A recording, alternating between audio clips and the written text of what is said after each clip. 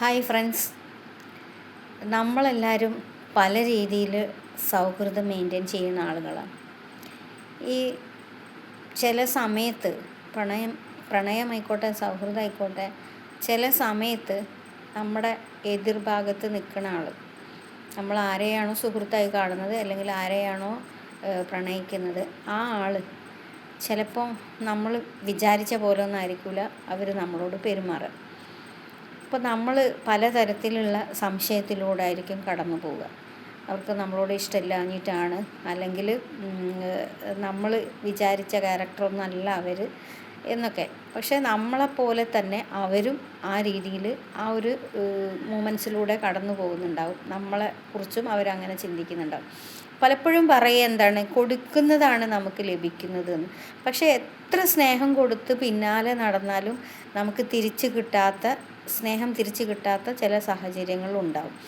അപ്പോൾ പലരും പറയുന്നുണ്ട്, നിങ്ങൾ അങ്ങനെ പിന്നാലെ നടന്ന് സമയം കളയരുത്, അല്ലെങ്കിൽ നിങ്ങൾ ആളുകളെ മനസ്സിലാക്കി കഴിഞ്ഞാൽ നമ്മൾ അവോയ്ഡ് ചെയ്യുന്നു എന്ന് തോന്നിക്കഴിഞ്ഞാൽ നമ്മൾ അവരെ വിട്ട് നമ്മൾ സ്വന്തം കാര്യം നോക്കി ജീവിക്കണമെന്നുള്ളത് പലപ്പോഴായിട്ടും പല ആളുകൾക്കും, ഇപ്പോൾ നമുക്കാർക്കും അങ്ങനെ സാധിക്കാറില്ല. കാരണം നമ്മൾ ഒരാളെ സ്നേഹിക്കുന്നുണ്ടെങ്കിൽ അങ്ങേയറ്റ ആത്മാർത്ഥതയിലായിരിക്കും അവരെ സ്നേഹിക്കുക. അപ്പോൾ ചിലപ്പോൾ നമ്മൾ വിചാരിക്കുന്ന രീതിയിൽ അവർക്ക് ബുദ്ധിമുട്ടുകളും, അല്ലെങ്കിൽ നമ്മൾ വിചാരിക്കുന്ന രീതിയിൽ നമ്മൾ അവോയ്ഡ് ചെയ്യുക, അല്ലെങ്കിൽ അവർക്ക് എന്തെങ്കിലും മാനസിക പ്രയാസം, അവർക്ക് എന്തെങ്കിലും ശാരീരിക അസുഖങ്ങൾ, അങ്ങനെ പല വിഷയങ്ങളും ഇപ്പോൾ നമ്മൾ അടുത്ത പ്രദേശത്ത് അല്ലെങ്കിൽ നമുക്ക് അവരെ ഒരു ഫോൺ കോളിൽ മാത്രം ലഭ്യമാകുന്ന ഒരു സാഹചര്യമാണെങ്കിൽ അവരുടെ സിറ്റുവേഷൻ നമുക്ക് മനസ്സിലാകില്ല. അപ്പോൾ അങ്ങനെയുള്ള സാഹചര്യം വരുമ്പോൾ നമ്മൾ എന്ത് ചെയ്യണം? നമ്മൾ ഒന്ന് ക്ഷമിച്ച് അവരെക്കുറിച്ചൊന്ന് മനസ്സിലാക്കി അവരുടെ സിറ്റുവേഷൻസ് അറിഞ്ഞ് പരിഗണിച്ച് നമ്മളെ ഉള്ളിലുള്ള സംശയങ്ങൾ കൃത്യമാണ് എന്ന് മനസ്സിലാക്കിയിട്ട് വേണം നമ്മൾ അവരെ വിട്ടുപോകാൻ. അല്ലെങ്കിൽ നമ്മൾ ചിന്തിക്കുന്നത് പോലെ ഒന്നും ആയിരിക്കില്ല അവരുടെ സിറ്റുവേഷൻ. അപ്പം അത് നമ്മൾ മനസ്സിലാക്കുക എന്നുള്ളതാണ് ഒരു പ്രധാന കാരണം. ഇതുപോലെ തന്നെയാണ് നമ്മളെ ജീവിതത്തിലെ എല്ലാ ആളുകളോടുമുള്ള, ഇപ്പം നമ്മളെ ഉപ്പമാർ അല്ലെങ്കിൽ ഭർത്താവ്, ആരുമായിക്കോട്ടെ, അവർ നമ്മളെ കണ്ണെത്തുന്ന ഒരു സ്ഥലത്തല്ല എങ്കിൽ അവരുടെ സാഹചര്യം എന്ത് എന്ന് നമുക്ക് മനസ്സിലാകില്ല. പലപ്പോഴും പ്രവാസികളുടെയൊക്കെ ജീവിതത്തിൽ ഫോൺ ചെയ്യാതിരിക്കുക, അല്ലെങ്കിൽ മറ്റെന്തെങ്കിലും ബുദ്ധിമുട്ടുകൾ വരുമ്പോൾ അത് പാർട്ട്നേഴ്സിനോട് പറയാണ്ടിരിക്കുക ചെയ്യുമ്പോൾ അവർ പല രീതിയിലുള്ള തെറ്റിദ്ധാരണകളിലൂടെ പോകും. അപ്പോൾ അത്തരം തെറ്റിദ്ധാരണകൾ ഇല്ലാതിരിക്കുക, നമ്മൾ കമ്മ്യൂണിക്കേഷൻ ചെയ്യുക. ഇനി കമ്മ്യൂണിക്കേഷൻ ചെയ്താൽ പോലും നമുക്ക് അവർ നമ്മളോട് സംസാരിക്കുന്നത് പോരായിക വരും.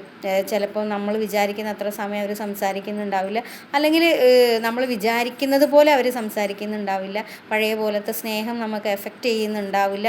ഇങ്ങനെയൊക്കെ ഉണ്ടാവും. എന്താണെങ്കിൽ പോലും നമ്മൾ ഒരു സ്നേഹം തുടങ്ങിക്കഴിഞ്ഞാൽ പോകെ നമുക്കത് ഒരു വിടവ് ഇങ്ങനെ ഫീൽ ചെയ്യും. അതെന്താ വെച്ചാൽ പരസ്പരം നമ്മൾ എഫേർട്ട് ഇടുന്നത് കുറയുന്നത് കൊണ്ടാണ്. കാരണം ആദ്യകാലങ്ങളിൽ നമ്മളിപ്പോൾ വിവാഹം കഴിഞ്ഞ ആദ്യ നാളുകളിൽ, അല്ലെങ്കിൽ ഒരു പ്രണയം തുടങ്ങിയ ആദ്യ നാളുകളിൽ നമ്മൾ പരസ്പരം ഭയങ്കരമായിട്ട് എഫേർട്ട് ഇടും. അവർക്ക് സർപ്രൈസ് കൊടുക്കുന്നു, അവർക്ക് സമ്മാനങ്ങൾ വാങ്ങി കൊടുക്കുന്നു, അവർക്ക് വേണ്ടി നമ്മൾ എത്ര റിസ്ക് എടുക്കാനും തയ്യാറാകുന്നു. പോകെ അതൊക്കെ കുറഞ്ഞു വരുന്നു. സ്വാഭാവികമായിട്ടും നമുക്ക് സംശയങ്ങളും കാര്യങ്ങളും ആകുലതയും ആശങ്കകളും ബേജാറൊക്കെ ഉണ്ടാവും. അപ്പം അത്തരത്തിൽ ഉണ്ടാകുന്ന സമയത്ത് നമ്മൾ ഏറ്റവും അധികം ശ്രദ്ധിക്കേണ്ട, അത് ദാമ്പത്യ ജീവിതത്തിലാണെങ്കിലും സൗഹൃദത്തിലാണെങ്കിലും, നമ്മളെ വിഷയങ്ങളിൽ മറ്റുള്ളവരെ ഉൾപ്പെടുത്താതിരിക്കുക. മറ്റുള്ളവരോട് എപ്പോഴും നമ്മൾ പരാതികൾ നമ്മളെ പാർട്ണറെ കൊണ്ട് പറയാതിരിക്കുക.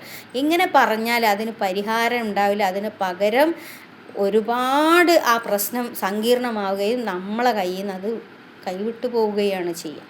അപ്പോൾ ആ രീതിയിൽ നമ്മളെ സൗഹൃദം നമ്മൾ തന്നെ, നമ്മളെ പിണക്കങ്ങളും വഴക്കുകളും തീർക്കാനുള്ള കാര്യങ്ങൾ നമ്മൾ തന്നെ ചെയ്യുക. മൂന്നാമതൊരാളെ അതിൽ ഉൾപ്പെടുത്താതിരിക്കുക. കാരണം നമ്മളെ നന്നാക്കുന്നതിൽ അധികം അവർ നമ്മളെക്കുറിച്ച് പരിഹാസ്യ രൂപത്തിലായിരിക്കും പലരോടും സംസാരിക്കുക, അല്ലെങ്കിൽ പലരോടും പറയുക. കാരണം അത് ആ ഒരു വഴക്ക് നമ്മൾ വിചാരിക്കുക അവർ വഴക്ക് തീർക്കുന്നു, പക്ഷെ വഴക്ക് തീർത്താൽ പോലും ആ ഒരു സാഹചര്യം വെച്ചിട്ട് നമ്മളുടെ വില ഇടിച്ചുകൊണ്ട് അവർ മറ്റുള്ളവരോട് സംസാരിക്കും. അപ്പോൾ ആ രീതിയിൽ നമ്മൾ തമ്മിൽ ആരായിക്കോട്ടെ, നമ്മുടെ ഓപ്പോസിറ്റ് നിൽക്കുന്നത് ആരായാലും അവരോട് നമുക്കൊരു തർക്കമോ പിണക്കമോ ഉണ്ടെങ്കിൽ അത് നമ്മൾ ആ വ്യക്തിയോട് മാത്രം പറഞ്ഞ് പരിഹരിക്കുക എന്നുള്ളതാണ്.